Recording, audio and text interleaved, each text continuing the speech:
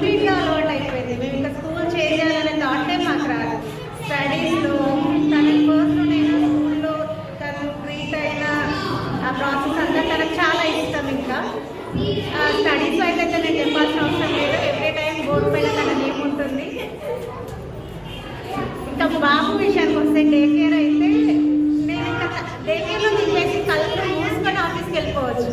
నాకు ఇంకా ఏ థాట్స్ ఉండవు అసలు. అంత ట్రస్ట్ నాకు ఇంట్లో కూడా ఉండదు.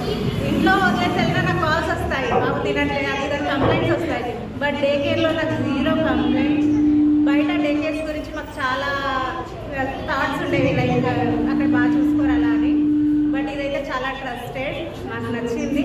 Sounds good ma'am, sounds good, thank you.